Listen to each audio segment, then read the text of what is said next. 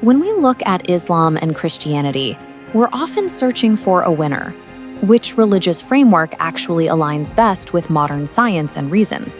Most of us start with the conflict thesis, the assumption that faith and empirical facts have always been locked in a zero-sum war for the truth.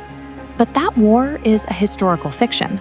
It was popularized in the late 19th century by writers like John William Draper, whose History of the Conflict Between Religion and Science framed the two as contending powers. Draper and his contemporary, Andrew Dixon White, pushed this narrative of perpetual warfare to serve their own contemporary cultural agendas, largely to undermine the political influence of the church in their own era. When we buy into this manufactured conflict, we miss the actual historical reality that theological systems were often the very tools used to build the first frameworks for scientific inquiry. Before the 1800s, science and religion weren't opposing factions. They were seen as internal, complementary virtues used to understand the world. Today, historians favor a complexity thesis. It acknowledges the relationship was deeply entangled, involving dialogue as much as friction.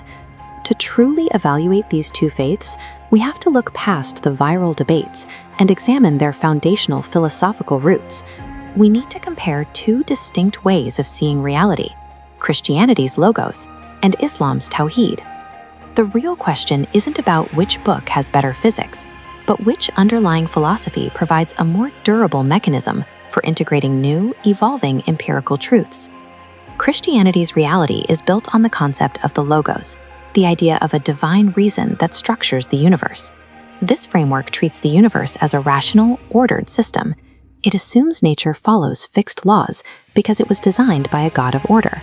This provided the bedrock for the scientific revolution. Early scientists like Newton saw their work as thinking God's thoughts after him, mapping out the laws the logos had established. But that rigid order creates a crisis when modern empirical consensus directly challenges traditional doctrine. We see this friction in the debate over human origins.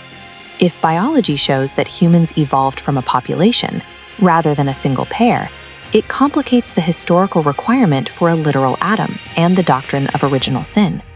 Christianity's strength in rational order creates a structural fragility.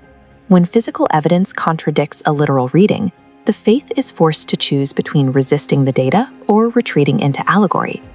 Islam builds its reality on Tawhid, the absolute, unconstrained sovereignty and oneness of God. In this view, nature isn't a machine running on its own. Instead, physical events are often seen as habits of God, signs of his active will that he recreates at every moment. This mindset fueled a massive scientific golden age. Observing nature was a form of worship, as scientists sought to witness the signs of God's power and wisdom in the stars and the earth. However, placing such an emphasis on absolute divine will can make it difficult to conceptualize fully autonomous natural sciences that operate without constant divine intervention. We see the modern fallout of this in the tension over evolutionary theory. For many Muslims, the idea of a self-sustaining biological mechanism like natural selection feels like a direct challenge to the immediate sovereignty of Allah as the creator of every living stage. While Tawhid inspires a profound reverence for the cosmos, its emphasis on total divine control makes reconciling the concept of fixed, independent physical laws a deep theological challenge. To defend against the perceived threat of secular science, both religions have developed modern apologetic strategies to show their texts are still relevant.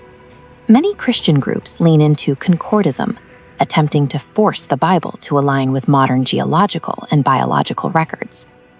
This approach often turns the Bible into a science textbook, requiring exhaustive intellectual gymnastics to explain away clear discrepancies in the text. In the Islamic world, the movement known as Ijaz ilmi, or scientific miracles, follows almost the exact same path. Advocates of Ijaz attempt to reverse engineer Quranic verses to retroactively match modern discoveries, from the Big Bang to embryology. These movements offer temporary reassurance to believers who feel culturally overshadowed by Western technology. But this strategy creates a trap. By tying the truth of the scripture to a specific scientific finding, the faith becomes incredibly fragile. If the science changes, the religious claim shatters. Relying on literalism to validate faith ends up degrading the integrity of the religion and the rigor of the science. So how should a rational seeker or a faithful optimizer navigate these structural trade-offs? One path demands literal scientific facts from Scripture, leading inevitably to a pseudoscience trap. This requires cognitive dissonance that fails as science advances.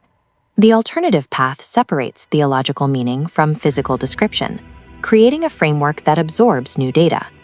Distinguishing the theological message from the scientific medium provides a sustainable way for faith to exist alongside the shifting landscape of empirical discovery. For the skeptic, moving forward means dropping the 19th century warfare myth and acknowledging the actual intellectual depth of these traditions. For the believer, it means adopting a multi-level reading of Scripture, allowing you to accept a rigorous scientific consensus on things like evolution while still holding to the allegorical and spiritual truths of the text. Christianity offers a universe defined by rational laws, but faces friction with biological history. Islam offers a profound sense of divine unity, but faces challenges with autonomous naturalism. Ultimately, the framework best aligned with reason isn't the one that makes the best scientific guesses. It's the one where faith and science are allowed to speak their own distinct but complementary languages.